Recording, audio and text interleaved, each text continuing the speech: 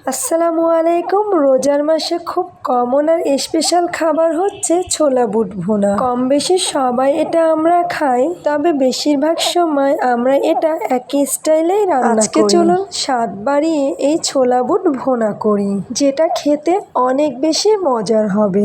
আজকে ছোলা ভুনার জন্য ম্যাগি স্বাদে ম্যাজিক সিজনিং মিক্স নিয়েছি। সাধারণ রান্নাকেও অসাধারণ করে তোলে এই স্বাদে ম্যাজিক। এখানে হাফ কেজি ছোলা নিয়েছি আর পর্যাপ্ত পরিমাণের পানি দিয়ে সারা রাতের জন্য ভিজিয়ে রেখেছিলাম। আর এখন এই ছোলাটা পরিষ্কার পানি দিয়ে কয়েকবার ধুয়ে নিয়েছি। তারপর হচ্ছে প্রেসার কুকারে নিয়েছি, আর পানিটা এমন ভাবে দিতে হবে যেন ছোলার উপরে থাকে। আর এখন ঢাকনা দিয়ে ঢেকে 3টা বাঁশি দিলেই আমি নামিয়ে নিব। তো এখন চেক করে নিব ছোলাটা সেদ্ধ হয়েছে কিনা। তো একটা ছোলা চাপ দিয়ে চেক করে নিলাম, আর ছোলাটা পারফেক্ট ভাবে সেদ্ধ হয়ে গেছে। এখন আমি বড় সাইজের 2টা আলু কিউব করে কেটে পরিষ্কার করে ধুয়ে নিয়েছি আর সেদ্ধ করতে দিয়েছি। আর আলুটা কিন্তু পুরোপুরি সেদ্ধ করব না, 90% সেদ্ধ করব। বাকিটা যখন ছোলা ভুনা করব তখন সেদ্ধ হয়ে যাবে। তো আলুটা সেদ্ধ হয়ে গেলে পানিটা ঝরিয়ে নিব। একইভাবে ছোলারও পানি ঝরিয়ে নিয়েছি। এখন একটা পাত্র চুলায় বসিয়ে দিয়েছি। এখানে আমি নিয়ে নিচ্ছি হাফ কাপ রান্নার তেল। আর তেলটা একটু গরম হলে দিয়ে দিচ্ছি বড় সাইজের 4টা পেঁয়াজ কুচি, 7 থেকে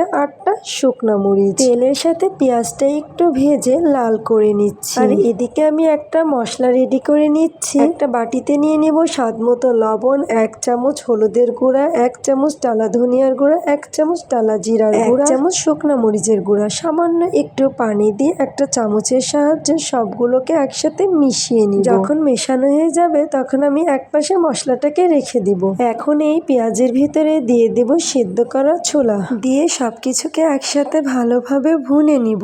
তারপরে অ্যাড করে দেব সেই সিদ্ধ করে রাখা আলু। এখন সবকিছু নেড়ে চেড়ে একসাথে মিশিয়ে নিচ্ছি। এই পর্যায়ে দিয়ে দিব 1 টেবিল চামচ আদা রসুন বাটা, দিয়ে আবার সবকিছুকে একসাথে ভালোভাবে মিশিয়ে নিব। এখন দিয়ে দিব আগে থেকে যে মশলাটা করে রেখেছিলাম সেই মশলাটা, দিয়ে সবকিছু একসাথে ভালো করে ভুনে নিব। চুলার আঁচটা মিডিয়ামে রেখে সবকিছু একসাথে সময় নিয়ে ভুনে নিতে হবে, যেন মশলার কাঁচা গন্ধটা চলে যায়। ছোলা আর আলু যেহেতু আগে থেকে সেদ্ধ করা, এখানে বেশি পানি দিতে হবে না। ছোলা ভুনা করতে হলে আপনাকে হাফ কাপ পানি দিলেই হয়ে যাবে। হাফ কাপ পানি দিয়ে মাঝারি আঁচে এগুলোকে বেশ কিছুক্ষণ নেড়েচেড়ে রান্না করে নিচ্ছি। পানিটা যখন পুরোপুরি শুকিয়ে যাবে তারপরে আমি এখানে দিয়ে দিচ্ছি ম্যাজিক স্বাদে ম্যাজিক সিজনিং মিক্স নিয়েছি 2 প্যাকেট। সাধারণ রান্নাকেও অসাধারণ করে তোলে এই স্বাদে ম্যাজিক। আমাদের ছোলা ভুনাটা করা হয়ে গেছে। এখন আমি দিয়ে দেব পেঁয়াজ বেরেস্তা।